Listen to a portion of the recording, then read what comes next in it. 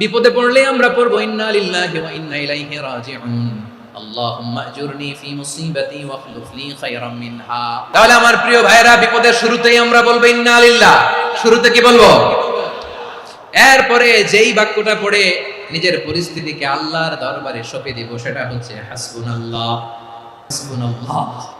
আল্লাহ তুমি আমার জন্য যথেষ্ট, নি'মাল ওয়াকিল, তুমি আমার শ্রেষ্ঠ অভিভাবক। তখন তার কি দরকার না দরকার এটা ডিল করে স্বয়ং আল্লাহ।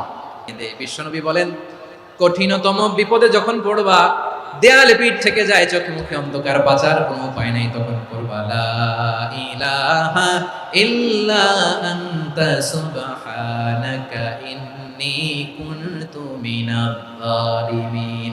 আমার প্রিয় ভাইয়েরা, বিপদে পড়লে বিশ্বনবী আরো একটা দোয়া পড়তেন, লা ইলাহা ইল্লাল্লাহুল আযীমুল হালিম, লা ইলাহা ইল্লাল্লাহু রাব্বুল আরশিল আযীম, লা ইলাহা ইল্লাল্লাহু রাব্বুস সামাওয়াতি ওয়াল আরদি ওয়া রাব্বুল আরশিল কারীম।